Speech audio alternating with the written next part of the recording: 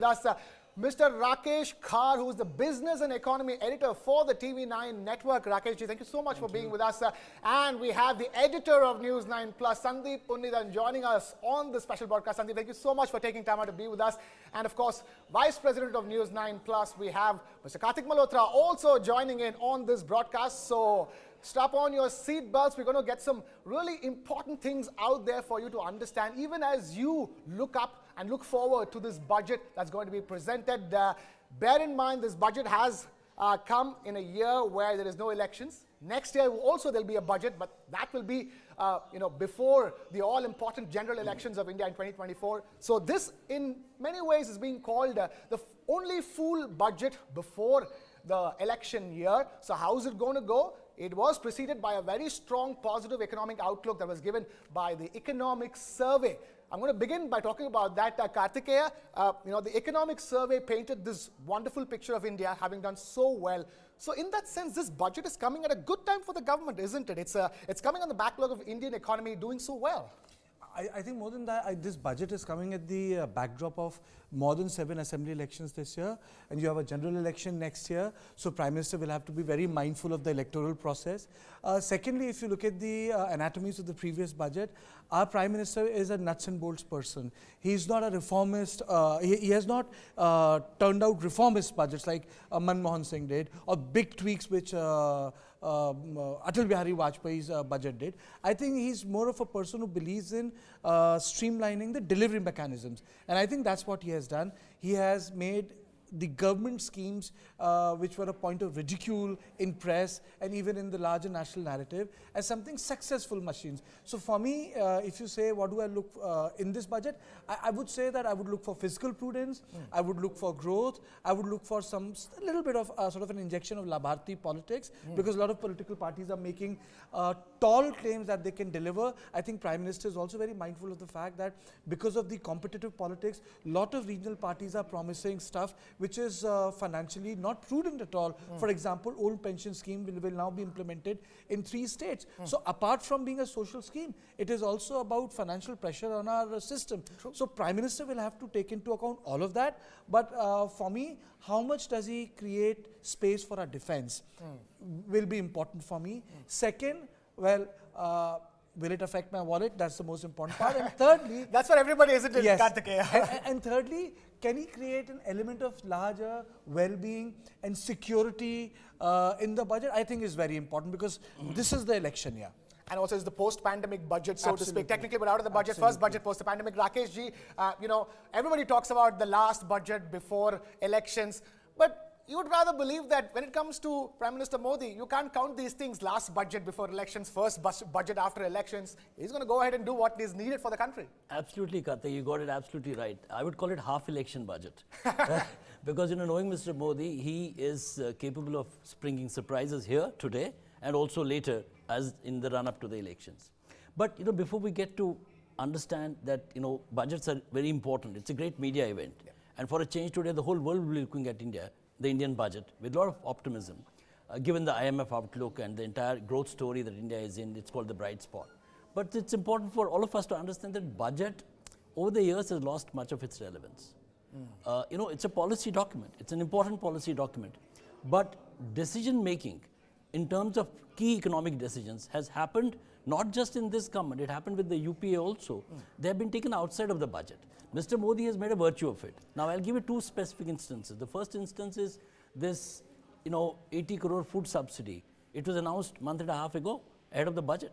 It fits, it's a great fit for a budget announcement, but it happened before that. Last year, on January 1st, the government announced the national semiconductor policy, while as it should have happened as part of the PLI upgrade or should have happened as part of the manufacturing bucket.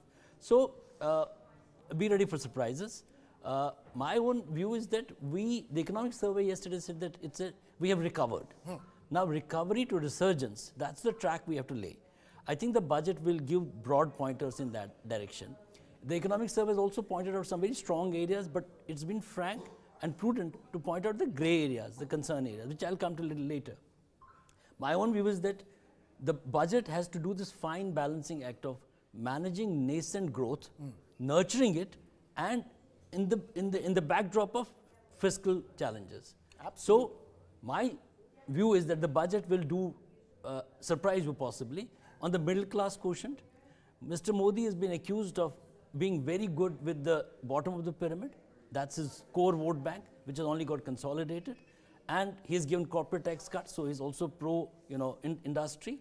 And the middle class apparently has got a little shift, and all of us are in the middle class bucket. So I think from pure play political constituency, he will also try and address the middle class. That means there possibly could be some changes in the individual income tax bucket. Absolutely. So many reports that are talking about a possible change in income tax slabs and income tax rates that could be expected in this budget 2023. We will wait for that, as Rakesh has also talked about. Sandeep, I want to come to you. So much talk of, what will happen going forward. Budget is, might not be as relevant as it was before. Well, how do you view this in the political context in which this budget is being presented? Thanks, Krishna. Firstly, it's a political budget. There are no two ways about it, right? We are in the semi-final year. Next year, the semi-finals being the 9 assembly elections that are going to take place this year, beginning next month. And it's going to be a complete roller coaster till December 2023. The finals, of course, are the Lok Sabha 2024 elections. And I'll tell you what's at stake here. Prime Minister Modi is close to completing his second term in office. He's on the verge of getting a third term. When is the last time that an Indian Prime Minister was looking at 3 consecutive terms? It's 60 years ago. Pandit Nehru was the last person to do that in 1962. So that's what's at stake here. That's the reason this budget is going to be very, very crucial for this government. It's the last full budget. It's the last opportunity that they have to tell the people, like, we are here for you. Vote for us next year, this year and the next year. So these 9 state elections are going to be really critical because it's going to allow the BJP to build up a momentum towards the general elections next year and deny space to the opposition parties. Rahul Gandhi has been on a major walk. He knows exactly what's coming his way next year to prevent that. So the government will have to really move in with the budget this year to kind of deny space to the opposition to ramp up its cadres, to build up its confidence reserves ahead of the elections next year. So that's the reason I think what Rakesh ji said, that be ready for surprises. I'm all prepared for a surprise in this budget because I know this government has been very careful with the way it spends its money, right? But given the fact that what's at stake this year, you could be ready for a lot of surprises. Absolutely. As you can hear these gentlemen, you can be rest assured that expect surprises. That's the first message coming in from this very special presentation here on News 9. All our senior editors talking about expecting surprises. I'm going to take this to Karthik Malhotra. Karthik, we're talking about surprises. I want to touch upon the economics bit of it all because this is, after all, a budget. A budget is about the economy to start with, and then it becomes politics. 2021, India logged 8.7% growth. 2022, India logged about above 7%. The projection for the next year is 6.5%, the range of 6 to 6.8%. Talk about the economic context in which this budget is being presented. Right, Krishna. So I think I'm going to take a slightly contrarian point of view than what the editors on this panel have taken so far. Of course, we know it's election year and we know that this is a run-up to the general elections. And in light of that, it's important to expect surprises for the middle class. If you remember, Finance Minister on more than one occasion has said that she herself identifies with the middle class. So the middle class stocks are rising, right? The middle class is very, very positive that there is going to be an finally, because we are the ones who are most ignored during budgets. 6 crore of us. There are just the 6 crore of us who actually pay taxes, right? But my point is, we are still talking about fiscal discipline. And we are talking about fiscal discipline leading hopefully to fiscal stimulus. So the budget, to quote the economic survey, has to show the glide path for the economy. Right. Now, okay, 6.5% sounds good, faster than all other economies, fastest growing major economy in the world, etc. But where are we poised right now? Where are we positioned right now? We are still roughly a $3.5 trillion economy, right? Compare us to, let's say, the US, the largest economy is at 21 trillion. China is at 18 trillion. Even if they grow or degrow, it's not going to, we are not going to be able to offset any of that with our 6.5%, right? So what I'm really trying to drive home the point is that, you've got to keep your fiscal discipline absolutely intact. You dole out cash, you dole out SOPs, it's going to hit your fiscal discipline. Yes. That is something you just cannot afford right now. We've got to continue to grow, and for a change, we've got to move away from supply-driven economics to demand-driven economics. Last 2 years, we've seen that there has been a lot of focus on supply-side reforms.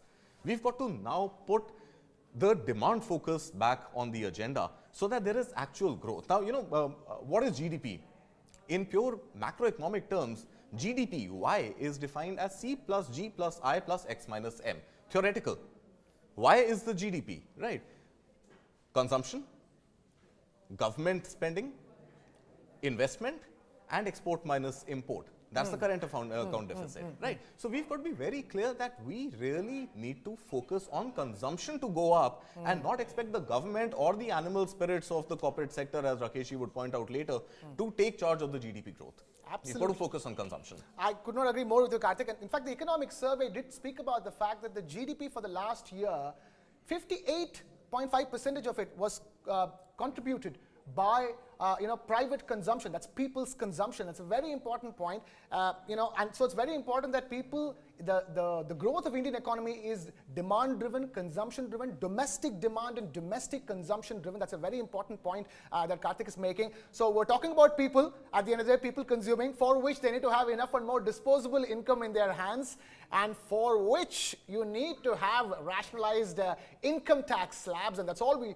look forward to when it comes to a budget. Topmost priority for all of us, both here presenting this program and those watching as well. I'm going to take this to Karthikeya. Karthikeya, budget for the journalists or otherwise, media or otherwise. Budget means what is going to happen to my income tax. And this time around, the expectation is that the minimum income tax limit could be pushed up to 5 lakhs per annum. And you're talking about the maximum tax rate being brought down from 30% to 25%. All of these are expectations, ladies and gentlemen. What would you say? Do you think it's time to dole out more income tax incentives to India for the middle class to go out there and consume? I think if you ask me, more people should be paying taxes. Rather than the pool of people which is already available, you squeeze them out. I think the biggest challenge for every Prime Minister, every Finance Minister in this country, and I think Modi has succeeded in that, is how do you get more people to pay taxes? Now you have the indirect tax regimes, GST, where you tax everything because you know that there is an inability within the system to get everyone to pay the similar taxes. For example, we have a political economy around the farmers. It is a disincentive in the larger policy making. You can't tax the farmers. You have schemes like, for example, you have a Prime Minister scheme for farmers in which you give 20% rebate. But BRS in Telangana is running a Raitu Bandhu scheme, which is 100% subsidy. That subsidy does not distinguish between a rich farmer, a Rayat, a small farmer, a middle farmer, or a temporary farmer, sort of a seasonal farmer. So I think Prime Minister has demonstrated his will through building e-pathways, digital infrastructure, so that more and more people pay taxes. If you are asking me specifically a question on tax, I think more people should be taxed. Agrarian sector should be re-scrutinized. I think, that's like a holy cow. You talk about it, you discuss it on television, but you don't tax them. You have free water. I know I'm being completely apolitical here. You give them free water, you have free electricity, 90% of the water table is diverted to agricultural exercises, but no hard decisions are taking place. The only hard decision, which again I would give the credit to the Prime Minister, was when he started the campaign for Mota Anaj, millets, because that's where, where is your water going to? Rice and wheat. So if you ask me, the budget should also create a sort of a mood change, like 1980s, the tiger economy. The mood of the nation changed. They started manufacturing, or something which happened when Mao passed away, and the small scale industries came up. So I would like my budget, as Rakesh was saying, to create a sort of a roadmap in terms of manufacturing. We fail when it comes to manufacturing. Our MSME might be the backbone of employment, but in terms of innovation or creating export-oriented stuff, we are nowhere. Look at Bangladesh, you get all these foreign t-shirts manufactured in Bangladesh. 10 years ago, it was in Vietnam, and 20 years back, it was in South Korea. So, Karthik, you're talking about the fact that there is no question of reducing income tax rates. We as a country are not taxed enough, and also the tax net is not wide enough, is the point you're making. More people should be brought under the tax umbrella. I'm sure Rakesh ji agrees more with that as well. Rakesh, if you can take off from what Karthik is saying. Absolutely. We need to widen the tax base. In fact, I fail to understand, despite reformist prime ministers like Manmohan Singh and now again, Rakesh ji, if you can just hold on to your thoughts. Fresh visuals that are just coming in of India's Finance Minister Nirmala Sitharaman. What Those are the Bahi visuals, khata. the latest visuals with the Bahi Khata. Bahi Khata, which is a Hindi word for the account book, or the book in which the budget for the year 2023 has been Except that made. is digital again. This is the e-Bahi Khata, or the digital Bahi Khata that is being held by India's Finance Minister. I'm going to take this back to the discussion over here. Rakesh ji, as she gets inside North Block, inside the Parliament to present the budget, talk to us. Who should be brought under the tax net? First of all, I think these are very impressive visuals for a country, where we have a woman as the finance minister presenting her 5th budget. This should inspire the entire generation, to take up politics as a profession. And finance, specifically becoming the finance minister. No, finance, the BFSI sector is largely driven by women. We know that. It's in the corridors of power. In the corridors of power. Okay. So I think that's a good start to the day. And so coming back to the income tax issue, let me put it in context again. I'm playing the spoil sport here. We have 42.14% as the highest individual income tax slab, which I think is a global record. And then we have 25.4% for corporate tax. Mr. Modi cut down corporate taxes, which I'm very happy about. I'm proud about that. It's a reformist move. And then we have millionaire farmers, many of whom were camped here in Delhi for months, for a year about, who don't pay any income tax. So there is a major reimagination needed of the entire tax structure. And the individual income tax, remember, Krishna, pays it twice. You get taxed on your salary, and then this entire GST buoyancy is also happening because we pay tax on whatever we consume. So that's why I said I think there is need to take that bold decision. And if you remember, when Mr. Modi came into power in 2013, the BJP political manifesto had listed exemption till 5 lakh rupee income. We are in the 9th year, and we are nowhere near there. Absolutely. Sandeep, election promises, government promises. One important promise that's not been kept for the lowest of the economic strata in the country. Which promises? We're talking about the fact that, the BJP, Rakesh Kaji is talking about the fact that the BJP promised the minimum income tax exemption limit to be at 5 lakhs, but it's currently still at 2.5 lakhs. Well, that's just keeping in with what we were discussing earlier, Krishna, the fact that the middle class, one of the most enthusiastic votaries of this government, they feel left out for the last so many years, almost reaching the end of the second term of the BJP government, and the middle class haven't really got anything much in return, and especially when it comes to the tax slabs and the income tax thing. And so far, I think the government has really transformed the way taxes are collected. I mean, just look, GST. GST is unbelievable. The kind of taxes that the GST collections are record. I mean, over 1 lakh crore. Who would have thought? Second highest GST collections ever for the month of January 2023, 1.56 lakh crore rupees. Absolutely. And this is like... Go ahead, Karthik. So you've got to take into account that GST collection also is not purely on account of more consumption happening in the society. It's also on account of inflation. That's right. Things are priced higher. Right. So obviously the tax outgo on the same commodities, maybe in lesser quantity being bought, is higher. But I think sticking to direct taxes, what I'm really hopeful that this government is going to do away with in the next 30 minutes, beginning in the next maybe about 40 minutes. Countdown has begun. Less than 30 minutes to go for the budget. 40 Less than 30 minutes. Is you can't have two tax regimes. It is confusing. You can't have an old tax regime and a new tax regime and spend days, hours with your CA trying to understand where can you save those additional 100 rupees or 1,000 rupees. I think you can't have two tax regimes. You have to simplify the... It has to be simplified, right? Absolutely. And once it is simplified, obviously the tax net also broadens, right? You'll have more people coming in. Secondly, I think there's taxflation in Section 80C. It is stuck at 1,50,000 rupees, inflation not being accounted for. Come on, prices have gone up, salaries have gone up. You can't have a situation that your ATC is stagnant at 1,50,000 rupees. Absolutely. And in that direction, was there a case for a higher exemption from home loans in your income tax? There are expectations. So from 2 lakhs, it's expected to go up to 4 lakhs. So those expectations are also there. There are also expectations on investment-related taxation, which is the LTCG, etc. And the long-term capital gains tax for all those watching. LTCG is long-term capital gains tax. The tax you pay on long-term money that you earn from investments. So talk to us, Karthik, about LTCG. And there's also STCG, which is the short-term capital gains tax.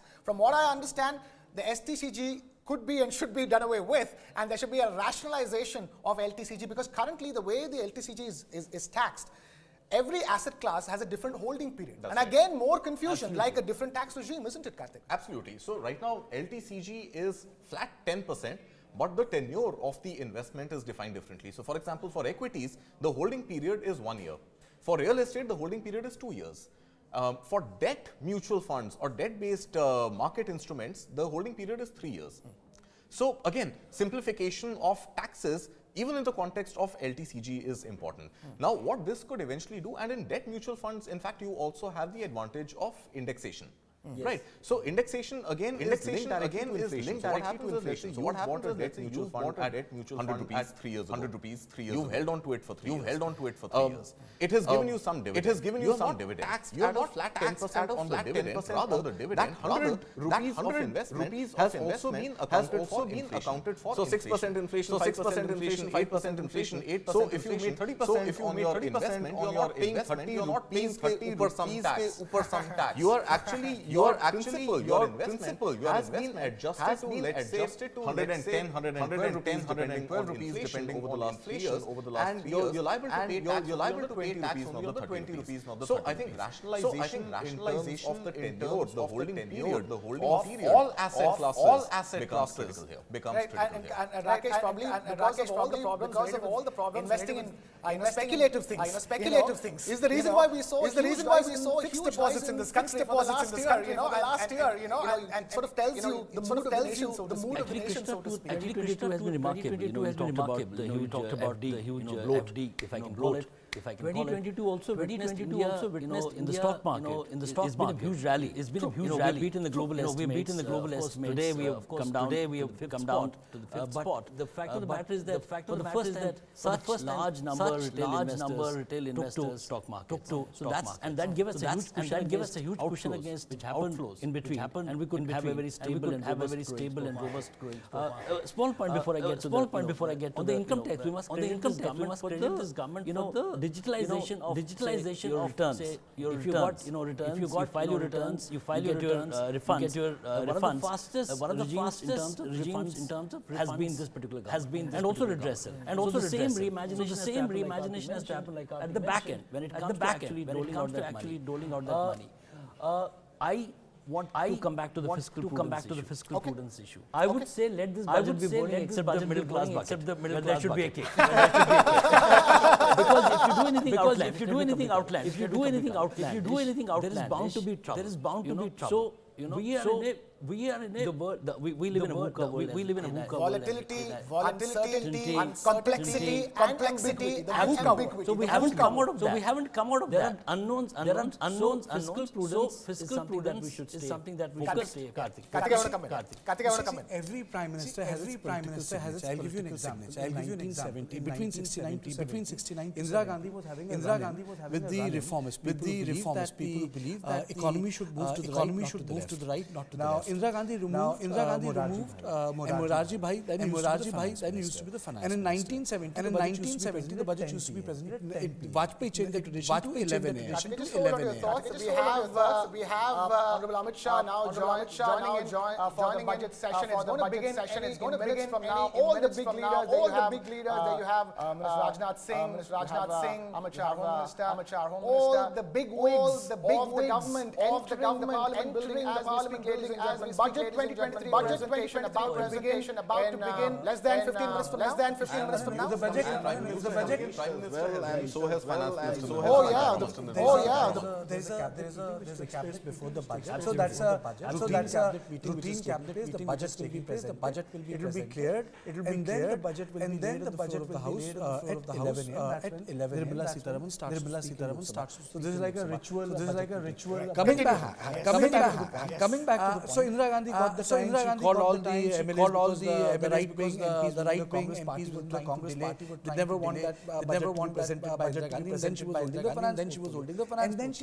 And then she said purpose of the budget is poverty elevation, something which became a hallmark of her election in 1971. Garibi Hatao. The slogan was given by Madhu Danvate, Indira Fernandez, which Mrs. Gandhi turned it around. वो कहते हैं मैं कहती हूँ गरीबी हटाओ. So it was part of the budget. Now if you look at the budgets presented by Rajiv Gandhi or underlaid political. And correct me if I'm wrong, Mr.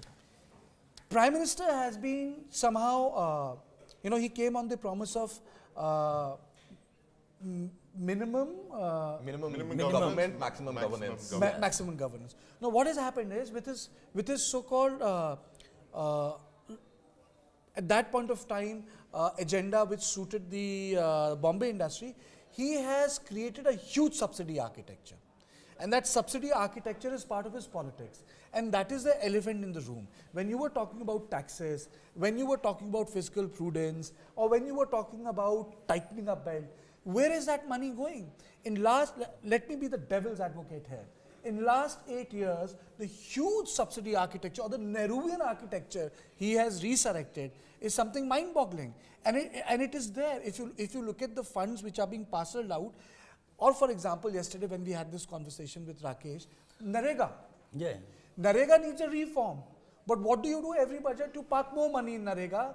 You have more money in a place where no economic assets are being created. So I think as a citizen of this country, I need a reformist budget. I need a budget like Manmohan Singh or Atal Bihari Vajpayee.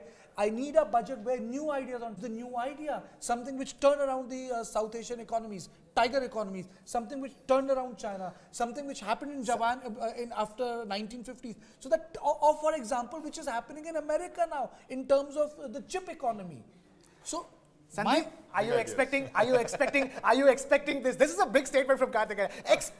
We need a huge turnaround budget that can just take us to the next level. Like Jumanji, you reach the next level. So our economy has to reach the next level now. Next level. Saatveं आसमान पे. But why is it so surprising? Because this is the Prime Minister who's consistently pushing the envelope in terms of goals, right? I mean, he first said 75 years, we've reached 75 years. He's now given the next goal, which is the Amrit Kal, the next 25 years, right? I mean, I remember not so long ago, there was a diplomat I was speaking to about 10 years back in the final years of the UPA government. He said, you know, I look around in Delhi and nobody has any goals. It's just like the only people in India with any goals are the Maoists in the jungles. You know, they hope to capture power by 2040 and 2050.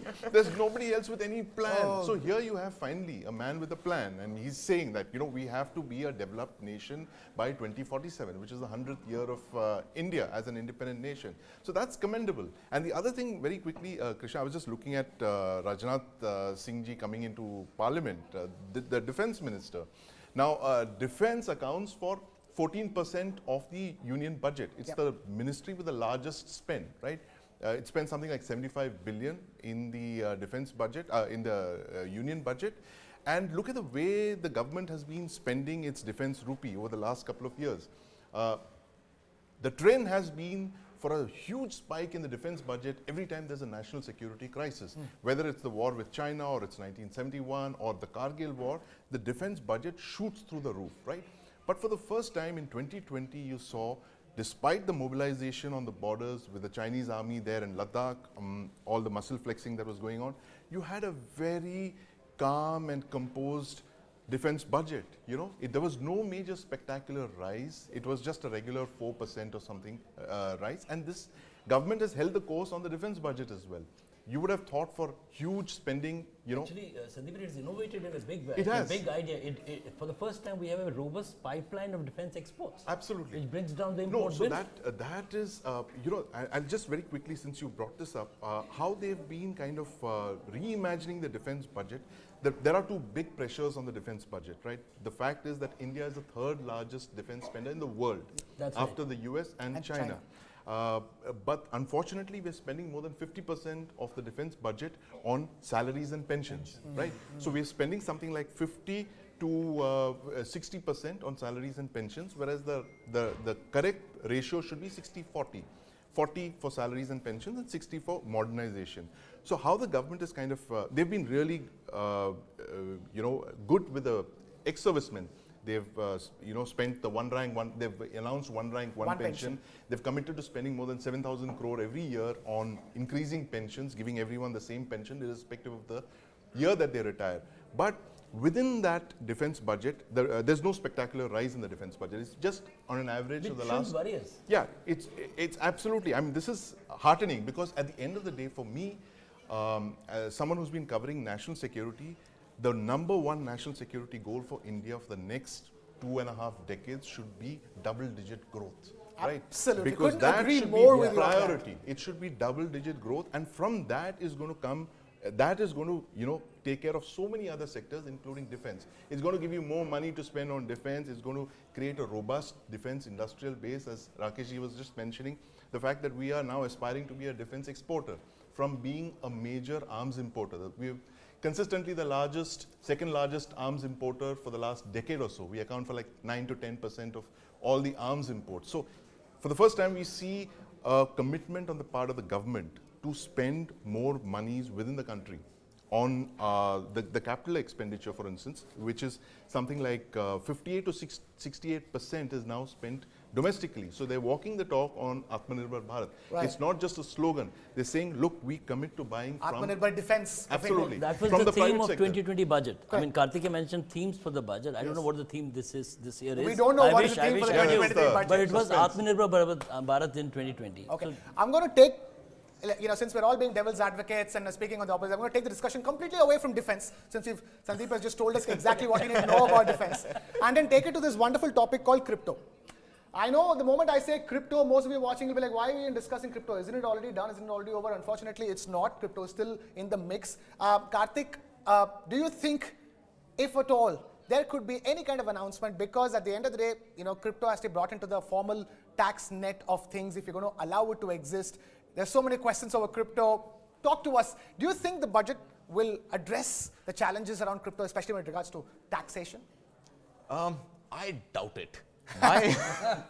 Crypto has become like this bad word in India and in many other countries as well.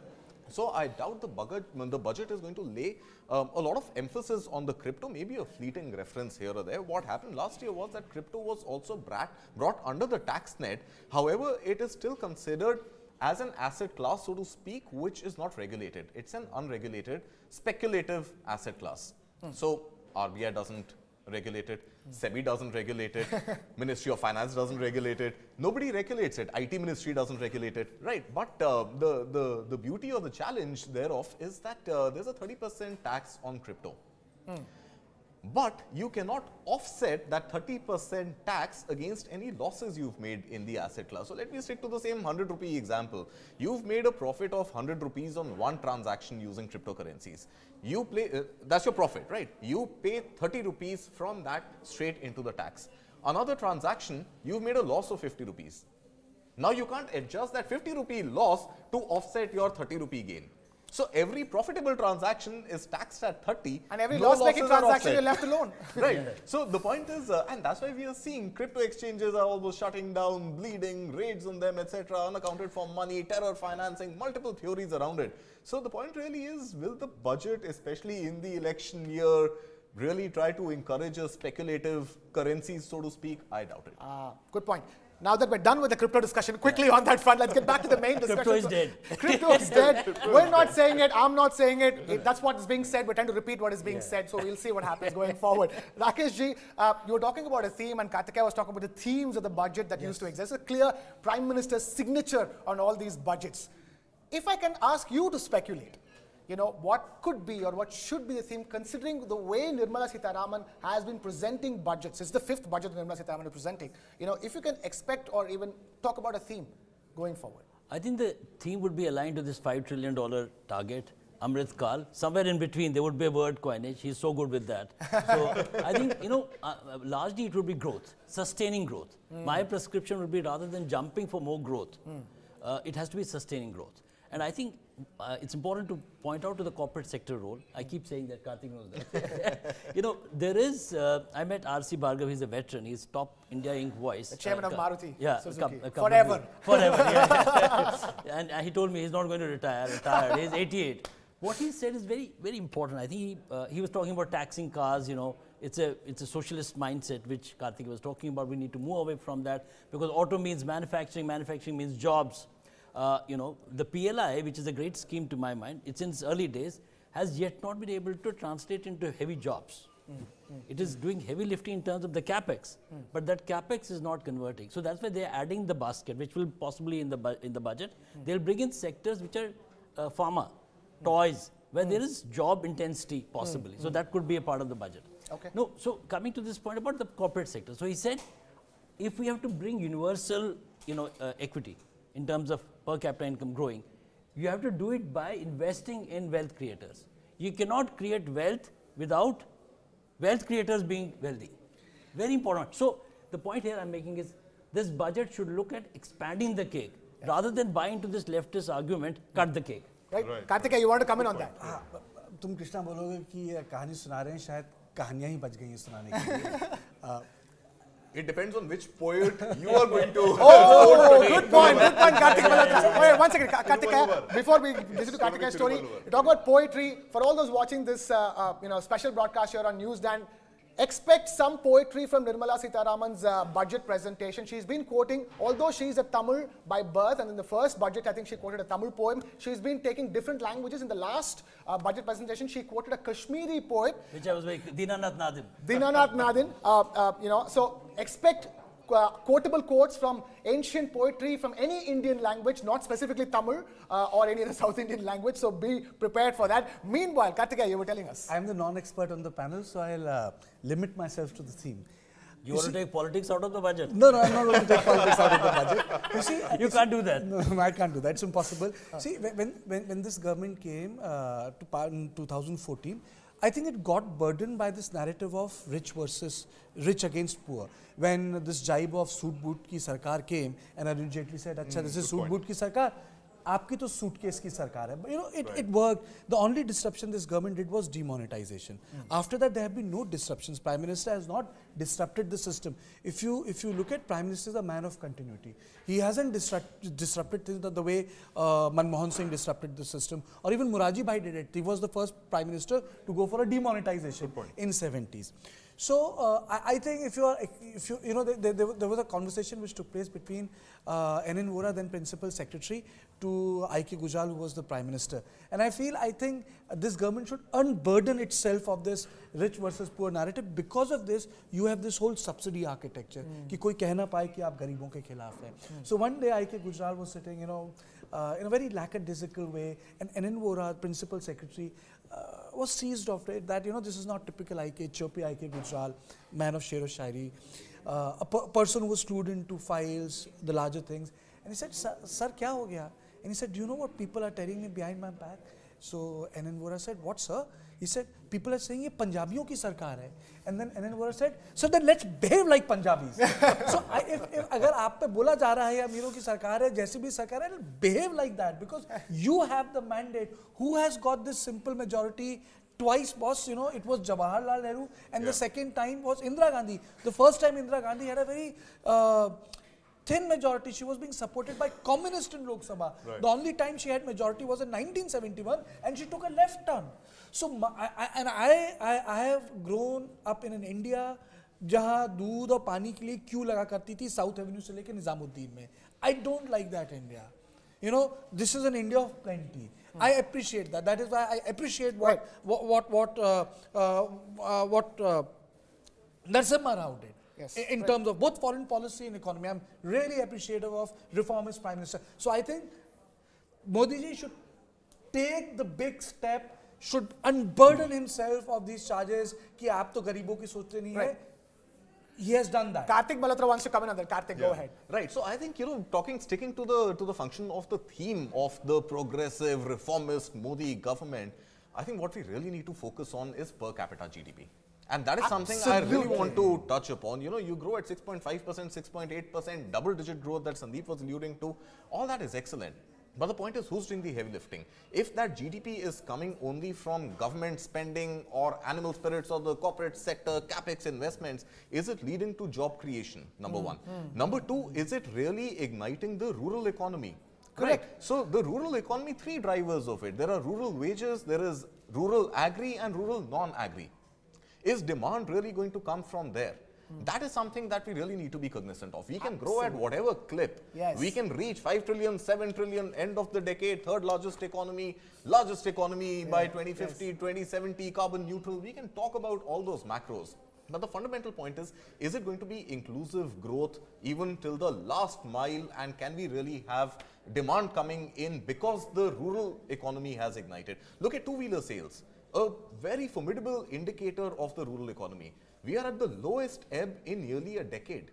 Now, two-wheelers is, depending on where you're coming from and what social strata you belong to, it's the second or the third largest capital investment you make. Number one being the house. Number two, perhaps being a car if you come from the urban areas or the upper middle class. Upper middle class, right. But two-wheeler sales defines the mood of the rural economy.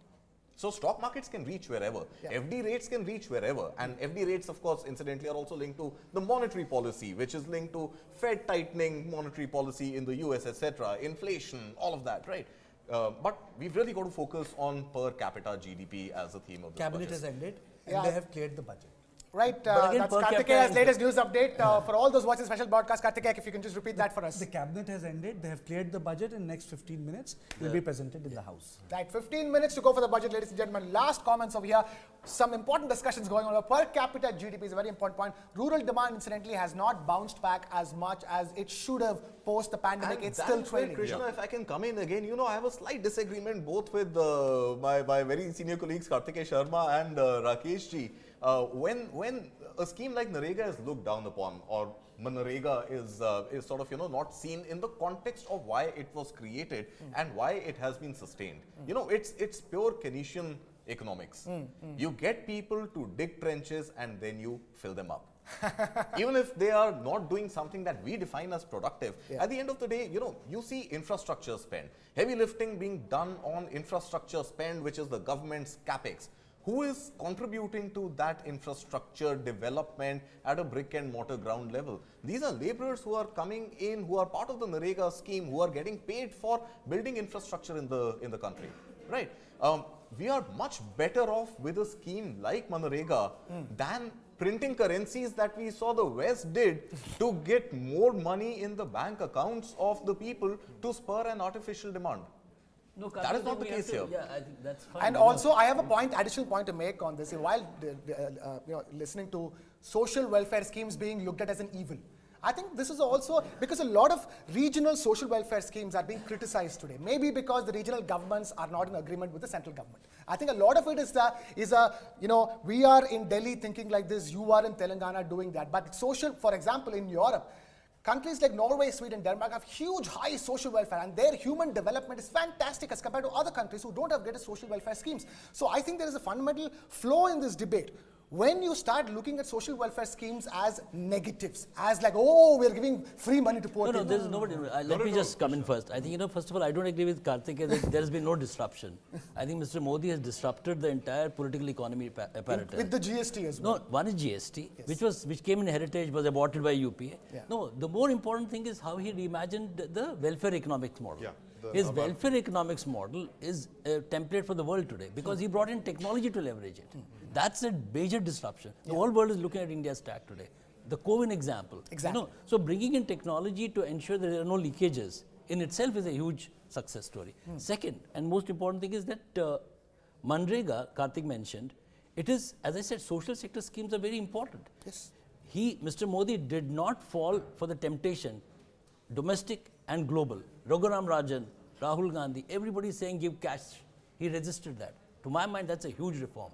The reason that we are in a happy situation today, not in a great, robust situation, but we are in a happy situation is because we did not go for the cash route. And Manrega has to be reimagined. Any scheme which is going for the last 10 years without any reimagination is set to So you're saying cause Manrega trouble. should stay, but a revamped and a reformed It has to lead to Manrega. economic activity. Manrega questions asked. was inspired when Sharad Pawar was Chief Minister in Maharashtra.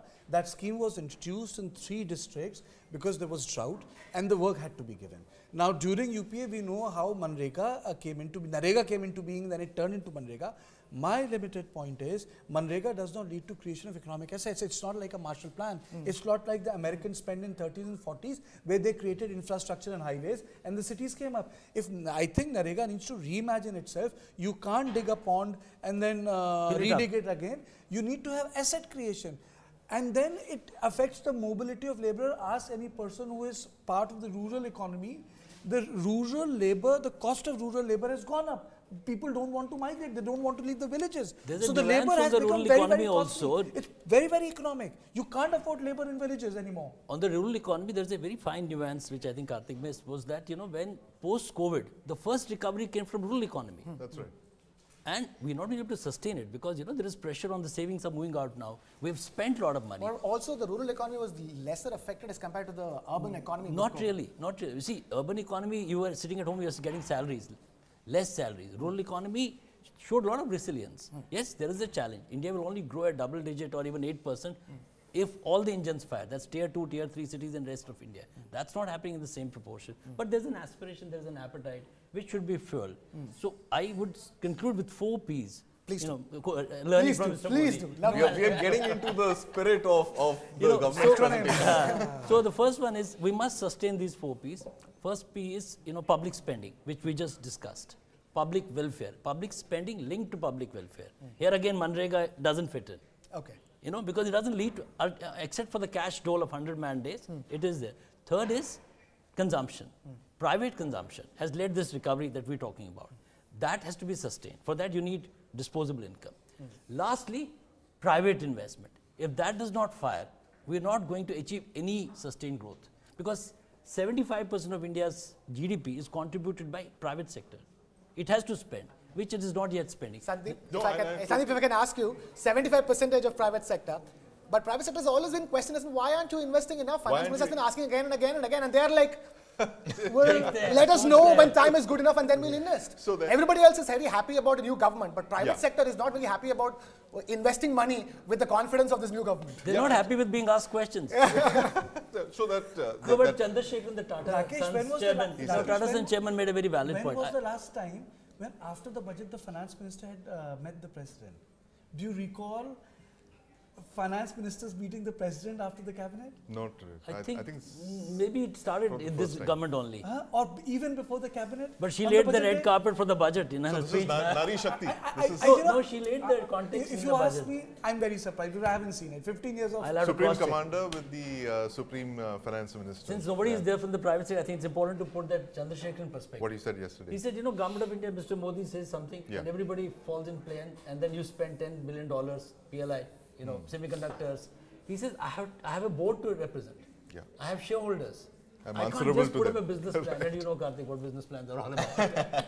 So, I have a business plan and I have to be accountable for that business plan. It takes time to unlock that large sums of money. So I think And I that think it's also linked to the global macro economy. Where will you get the confidence from when there is a global slowdown expected? That's right. Will you really make billions of dollars worth of capital investments today and bet on something that will give you some yield maybe 2 years, 3 years down the line? Yeah. That's like, asking the private sector to set up oil wells when there's no oil, So that's the whole thing. And that's what they fixed, by the way, in the defense sector, where they said that, look, we assure you orders, 70% of the capex is going to be to the indigenous defense industry, right? So that's how they kind of fix things. And they need to do something like that for the... I think our Indian economy as well. discussion is primarily in India. Earlier it used to be like, for example, railway budget. It was nothing but about ticket prices. It has been done No, away with. also new routes, It's been depending absorbed. upon where the railway minister is from. If you had a railway minister from West Bengal, more trains in West Bengal. If you had a railway minister from UP, more trains in UP. This is how India was. I was in San Jose. Good that the railway budget has been shut down. Thank God for that. I was been in San absorbed, Jose in subsumed into 2015 the- Yeah, it's a great and I had the job. It opportunity is. to meet a lot of startups there in San Jose. So, and the Prime Minister had his meeting in SFO. We in should San come to Jose. startups too after you. Actually, yeah, we're going to come to that. So, what happened, and that's what I thought, that, we are very focused on what will budget do, how is budget being conceived, and how will budget spur the economy, how will budget represent India, how is budget the political signature of this and that. But you see, when we talk about startups and other things, it's about culture. It's about culture. We have failed to create that startup culture. Yeah. We have startup, but we don't have that Silicon Valley sort of a startup So thing. let me come in on this. In 2016, there were about 450 startups in India. Guess how many they are today? Take a wild 85,000. guess. 85,000. 86,000. 85,000. 85,000. Spot on, 84,000. From 450 startups in 2016, we have 84,000 plus startups. And how many unicorns, Karthik Malhotra, in India? I think 100 plus on last count. Honestly, I lost track. But again, 2016, we were So- struggling to count. So the 10 culture you're unicorns talking on our about, And we have for the decacorns. culture to happen, you Decacorns, need critical mass. And I think we have the critical mass of startups in the country for the culture to be developed. Now. And Rakesh ji and Karthik, both, all of you, I want to ask, there has to be announcements for the startup community in the Absolutely. budget, isn't it? Any one of you can answer. Absolutely. I think, the government has also to be a little realistic about startups, the way they're looking at that. This Mainly for employment no, generation. I'm just saying, so this unicorn push is a valuation game. Yeah. which is basically for the punters and the pundits. It should not be the government's priority to push for the unicorn status. It's good they are unicorns. So I think I spoke to Amitabh Kant and he did say that we will pursue profitability as the key driver. So out of these 85,000, I don't know how many are profitable. That's a key question to ask. Very important question. So I think government may look to re-engineer the startup ecosystem. I don't know how they'll do it. My sense is they should move away from this unicorn push and give some incentives. Why? Yeah, tax breaks. No, Give them unicorn tax is a breaks. valuation game, Karthikeya. Okay. And it's not all Indian capital. That is why you see, the valuation game is also, the bubble has expanded to a Externally point that funded, it can yeah. burst any time now. Because again, links back to the Fed. There are safer investment havens available Than where India. investors are Yeah. parking capital in the US Treasury because it's giving you an assured rate of return rather than a risky startup in India, which may or may not become profitable. One last question. Startups, unicorns, forget about unicorns. I'm only talking about startups from the point of view of employment generation. There's so much talk Absolutely. about 100% employment, agreement. employment. 100% Startups agreement. have to be a huge contributor to employment generation in the country. Sir. Absolutely. No. Where is the doubt? I mean, the fact that you have so many startups today, 86,000. I mean, just imagine, even if one of them is employing 10 people, each startup that takes the pressure away from government jobs. Today, every 25% of all the job seekers are rushing for government jobs because of the security that it gives them, right? I mean, that cannot happen. You can't have PhDs running after jobs for sweepers, which is what we've been seeing. And why are they doing that? They're doing it because of the safety that a government job gives them, the pension that it gives them. I'll take his argument further because that's why I use the word culture. 20 years ago, if you would have asked any person, middle class, if you read even the memoir of Mr. Dulat, क्या बनोगे? सरकारी नौकर बन जाओ, क्या बनोगे? Engineer बन जाओ. What will you be? Doctor बन जाओ. Doctor बन जाओ. So it was about security. Startup culture it creates a new culture within the Indian mindset. Take risk, succeed. If you fail, quickly fail fast. Come back on it. There is no shame in failing. This is something which was not part of a middle class lingo. The fail thing was not there. No, you have to be safe. Prime Minister is on record saying that we need job, seekers rather than, we need job givers rather than job Exactly. seekers. Yeah. In that sense, now talking about jobs and startups, we all know that startups have been under a cloud for the amount of firings that they have done in the last 6 months. And we know that the technology, the Indian startups are mostly tech startups. And technology sector overemployed during post-pandemic world. Now that we're done with the post-pandemic world, we're in a new world. And then now they realize the fact that we don't need that many jobs because not everybody is going to be sitting at home and ordering things on the phone or doing things on the phone. They're going to be outside. We don't need that many people in the back end. So, talk to us about this conundrum, Karthik, if you can. One is startups are the main source of employment generation going forward. Huge chunk of it. And the other, are they hiring and firing right? Absolutely, Krishna, couldn't agree more. So I think the burden of employment will not fall completely on startups because there is only this much employment that they can generate. Unfortunately, most of our employment is still in the rural agriculture domain. And if you look at any developed economy globally, the migration from rural to urban has actually led to overall economic growth, overall development. Right. So in context of that, startups will employ people and business models should emerge where the migration of rural to urban happens. But I think I will tend to agree more with what Rakesh was pointing, that business model sustenance is absolutely critical.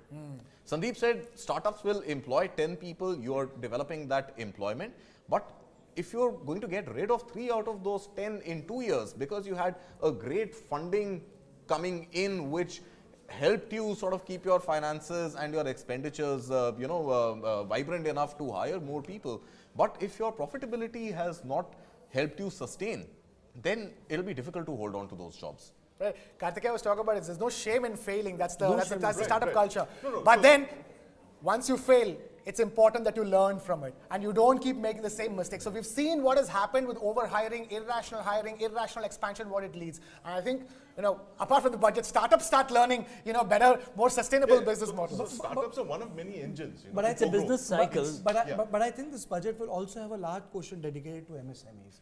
I think that was a priority sector hit during COVID. And I think it became part of our economic narrative. As I said yesterday, it will continue to get hit because the export market is going to be laggardish, it's going to be slow, and MSMEs are 45% exports. So I think they'll have to do something. They've given the credit.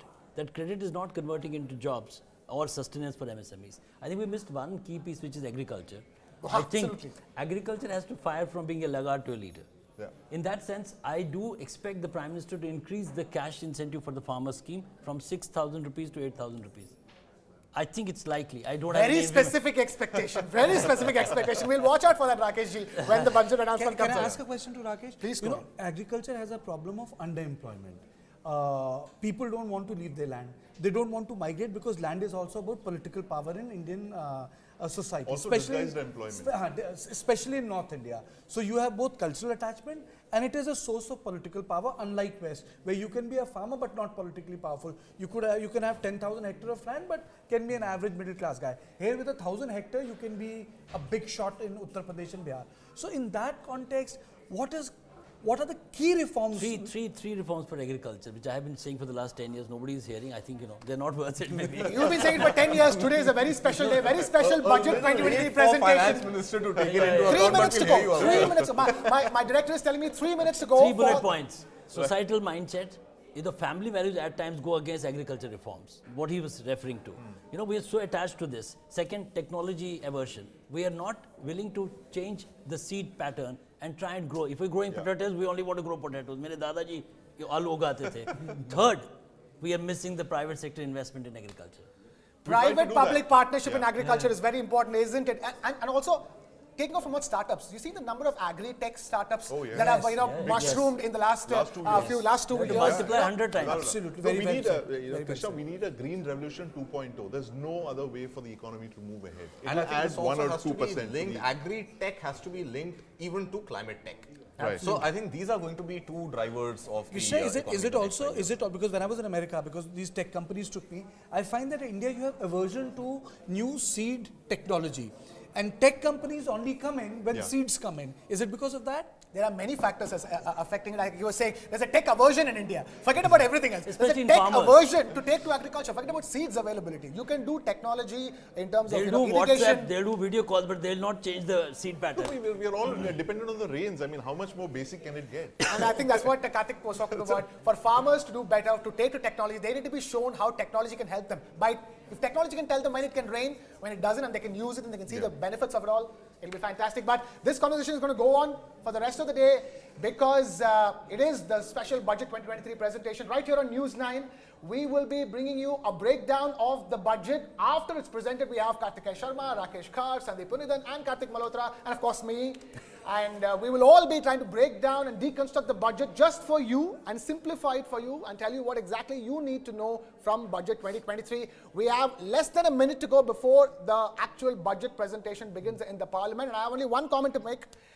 Is that so far we're talking about budget, but the number of mentions that the Prime Minister has got for the budget is way more than the actual Finance Minister who presents the budget. It's a very unique case scenario in India that it's interesting is all I can say at this stage, and we are waiting, counting down. As you can see, people are settling down on the floor of the House. The Speaker has begun talking, and he will be handing it over to Finance Minister. Let's quickly cut across live and listen in to India's Finance Minister Nirmala Sitharaman present Budget 2023.